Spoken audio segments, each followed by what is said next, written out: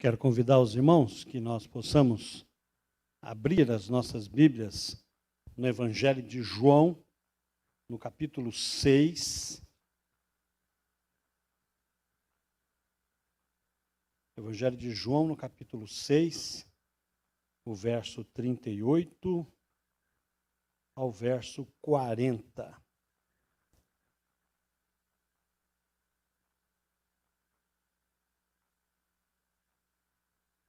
João capítulo 6, do verso 38 ao verso 40.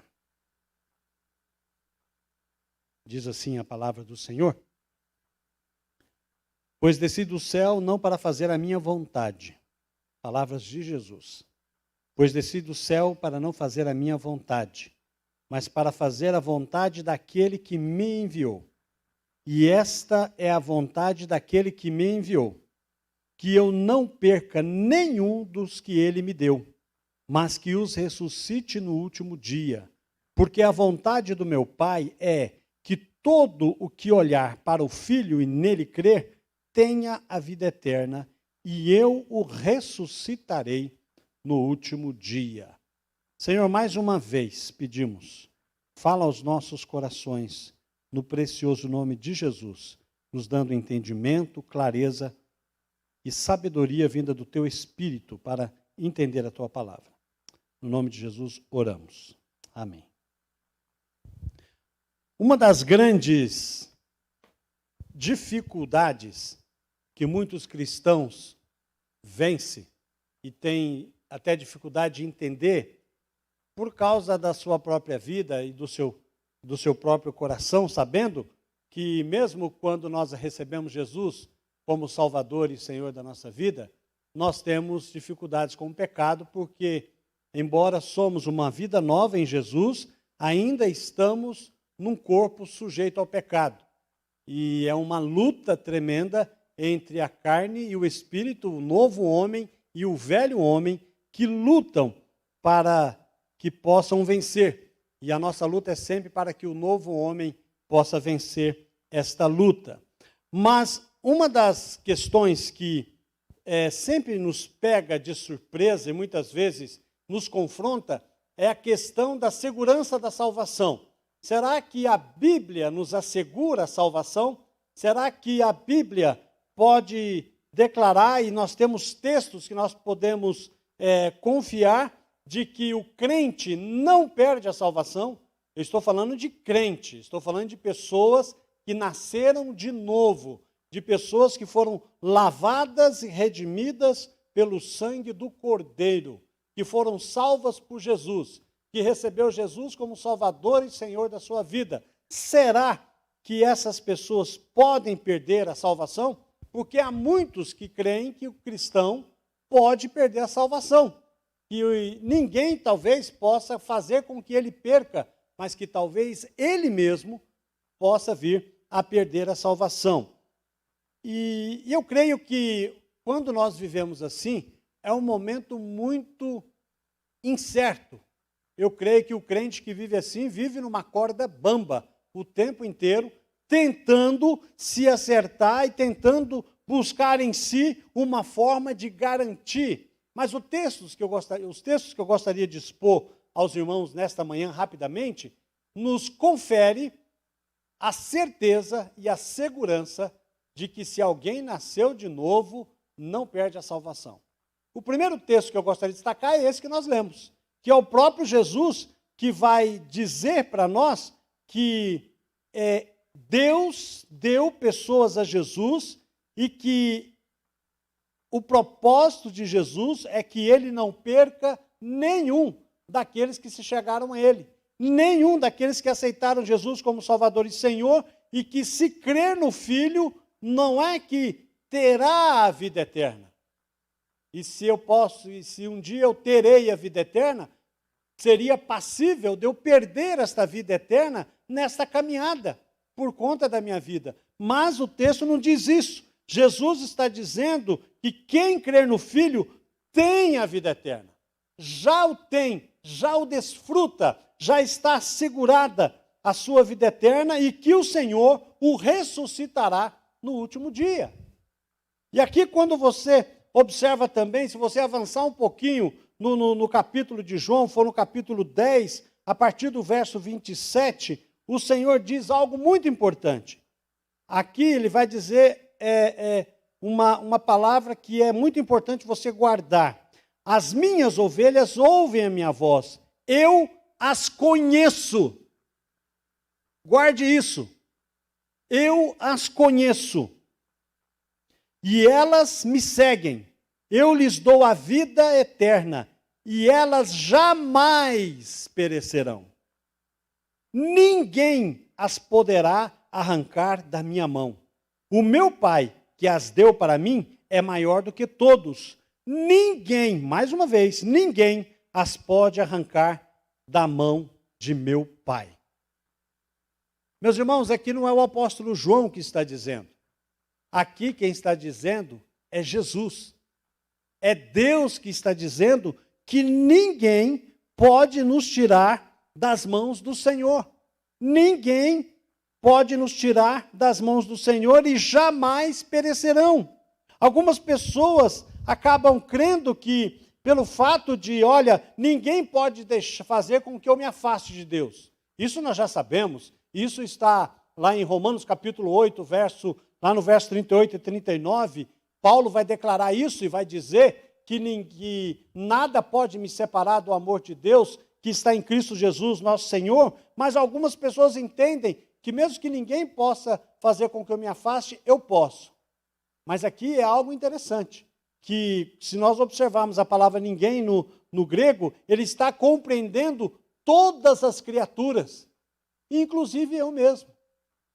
Inclusive eu mesmo não posso me afastar de Deus, porque essa garantia, quem dá é o Senhor Jesus. Mas aqui é necessário nós entendermos, irmãos, que a vida eterna é um presente de Deus para nós.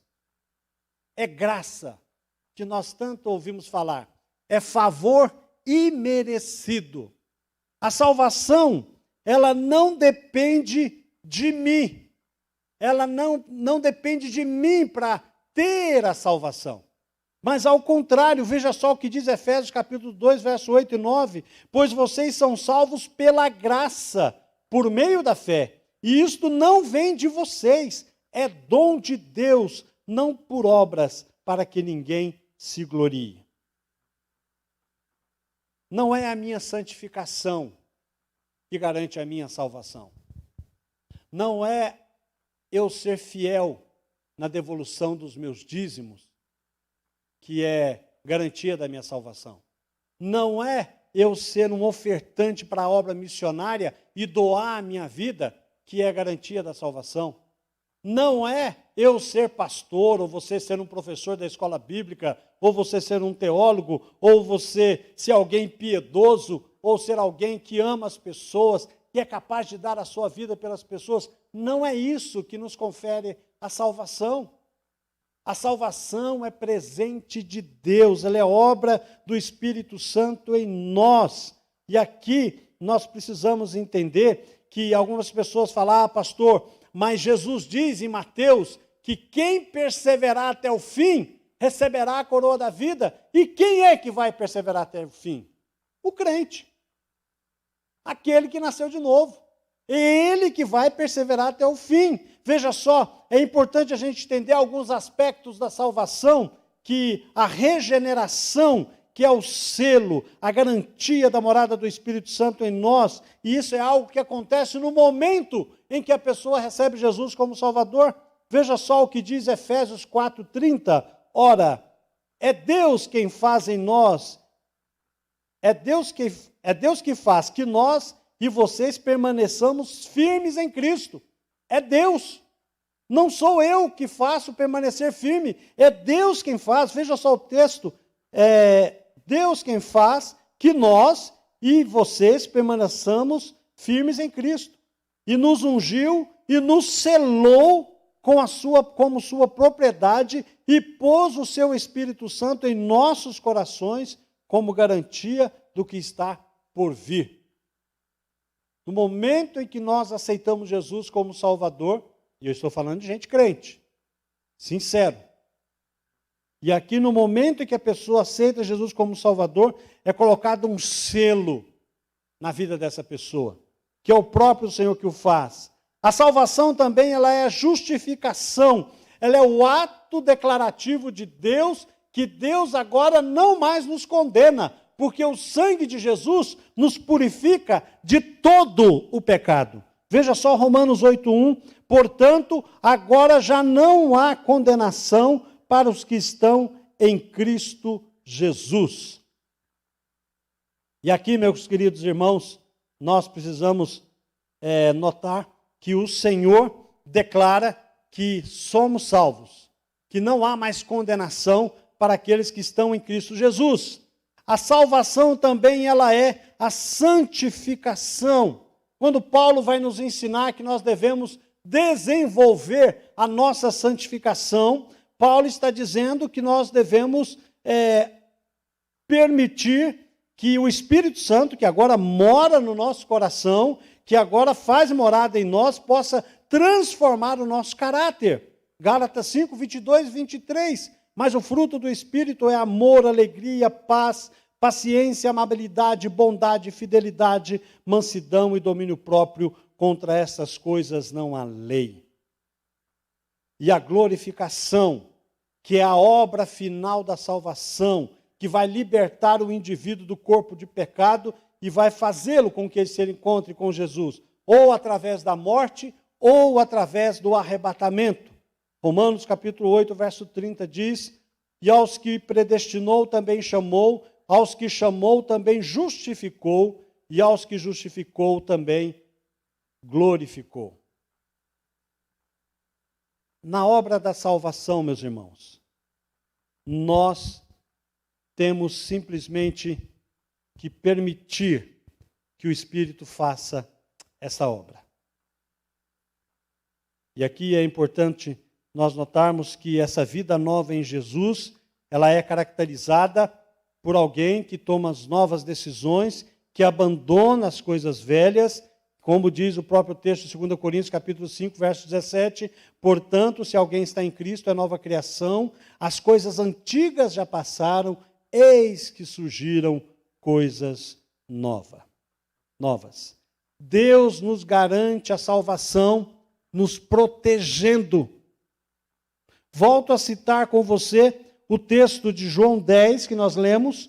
Você notou que o texto vai dizer, que Jesus vai dizer que ninguém pode nos arrancar da sua mão e ninguém pode nos arrancar das mãos de Deus. E aqui o texto de 1 Pedro, capítulo 1, verso 3, do 3 ao 5, diz assim, bendito seja Deus e Pai do nosso Senhor Jesus Cristo, conforme a sua grande misericórdia, Ele nos regenerou para uma esperança viva por meio da ressurreição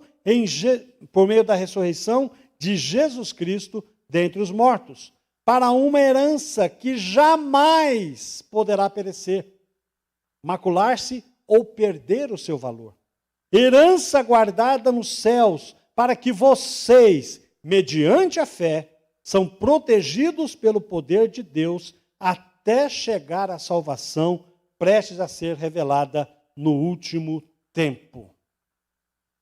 Meus irmãos, é o Senhor que garante a nossa salvação. Não somos nós que garantimos a nossa salvação. O Senhor protege e nos guarda, e guarda a nossa salvação até de nós mesmos. Nada pode nos arrancar das mãos do Senhor, e o cristão deve confiar essa salvação em Jesus. O cristão deve descansar e ter a certeza de que o Senhor lhe dá a salvação. A salvação é para aqueles que recebem Jesus como Salvador e Senhor. Um dia alguém perguntou, como é que eu sei que eu tenho a salvação? É quando eu declaro que eu confio em Jesus. E o texto da palavra de Deus vai nos dizer que quem crê no Filho tem a vida eterna. Se eu achar que a minha condição na presença de Deus e as minhas ações vai garantir a minha salvação, então eu creio que a salvação ela é meritória, ela é por mérito. E a salvação não é mérito, a salvação é graça. Não vem das obras para que ninguém se glorie. Não podemos nunca, jamais dizer, olha, Senhor, eu tenho a salvação, o Senhor tem que me dar a salvação porque eu sou um crente fiel. Nunca, irmãos. Deus não tem nenhum compromisso conosco. Deus é livre de qualquer compromisso conosco. Nós sim temos compromisso com o Senhor. Nós sim temos obrigações para com o Senhor. Mas o Senhor não tem nenhuma obrigação, essa é a palavra, não tem nenhuma obrigação para comigo. Mas aqueles que caíram, existem muitos textos que nós vamos ler e vamos ver de pessoas que se afastaram dos caminhos do Senhor. E aqui nós temos vários textos que nós podemos citar que várias pessoas que abandonaram o Senhor. Nós precisamos entender que conhecimento intelectual da palavra de Deus não é garantia de salvação.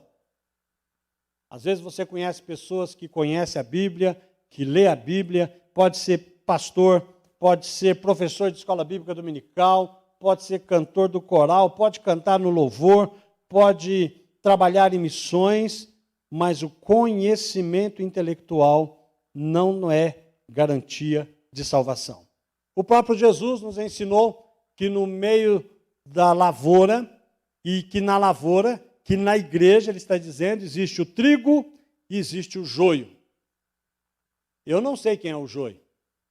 E você também não sabe quem é o joio. O que nós precisamos ter certeza, eu sou trigo ou eu sou joio? Isso eu posso dizer. E você pode dizer para você é trigo ou é joio?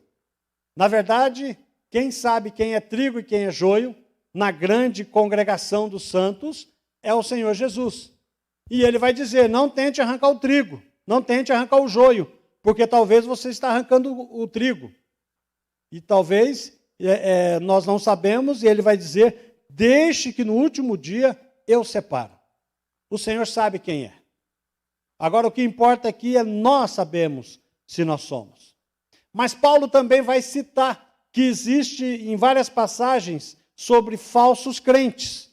Mas eu acho que João tem a declaração mais contundente sobre aqueles que não são crentes. Veja só, em 1 João capítulo 2, versos 18 e 19. Filhinhos, esta é a última hora, e assim como vocês ouviram que o anticristo está vindo, já agora muito anticristos têm surgido.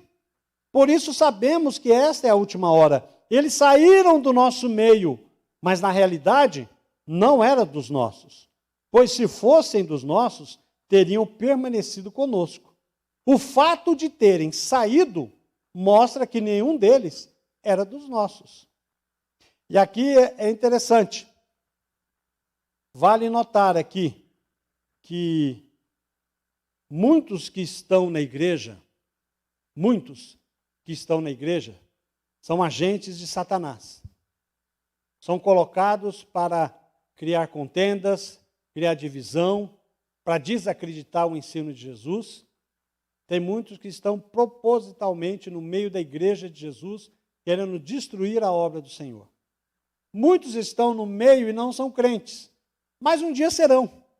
Um dia receberão Jesus como Salvador e Senhor e se converterão. E nessa caminhada é algo que nós precisamos nos apegar, sabendo que muitos são crentes, muitos não são e estão com má intenção dentro da igreja do Senhor, mas muitos estão sem entender, mas querendo entender, e nesse processo ele vai receber Jesus e será transformado. Pode o crente perder a salvação? Essa é a grande pergunta.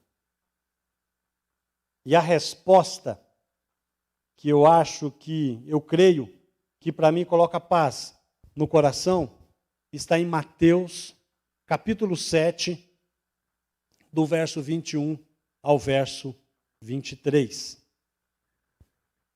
Que Jesus vai dizer: nem todo aquele que me diz, Senhor, Senhor, entrará no reino dos céus, mas apenas aqueles que faz a vontade do meu Pai que está nos céus.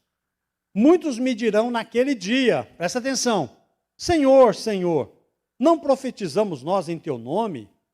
Em teu nome não expulsamos demônios? E não realizamos muitos milagres? A resposta de Jesus: e eu lhes direi claramente, nunca os conheci. Afastem-se de mim, vocês que praticam o mal. Lembra do texto que nós lemos aqui no comecinho dessa meditação? Quando Jesus vai dizer, em João 10, 27, ele vai dizer, as minhas ovelhas ouvem a minha voz e eu as conheço.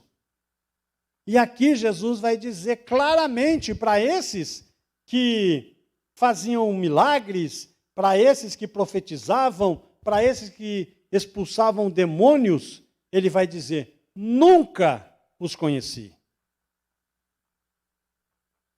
Escute, se alguém recebe Jesus como Salvador e Senhor, tem a sua vida transformada, e ele perde a salvação, se isso pudesse acontecer, então a palavra de Jesus aqui é mentirosa. Sabe o que Jesus deveria falar? Jesus deveria falar assim. Ele deveria falar, olha, eu conheci você um dia, mas não te conheço mais. Ou ele talvez diria, eu te conheci um dia, mas você caiu da graça. Ou talvez ele diria, eu te conheci um dia, mas você não perseverou. Percebe? O que Jesus está dizendo? Nunca os conheci. Se Jesus está dizendo que para essas pessoas que estavam dentro da igreja, que faziam tudo isso que o texto de Mateus 7, 21, 23 vai dizer que eles fizeram, milagres, expulsavam demônios, profetizavam, e ele vai dizer, nunca os conheci, é porque nunca foram salvos, percebe? Nunca foram salvos. Se essas pessoas nunca foram salvas, pastor, mas eles andavam no meio, sim. Judas andou com Jesus durante 3 anos, e só no final, e que ele se revelou que ele era. João vai dizer isso, estavam no nosso meio, e que está dizendo, olha, esse pessoal parece crente, anda como crente, veste como crente, fala como crente, dizima como crente, mas não é crente. É isso que João diz na sua carta e que Jesus está dizendo.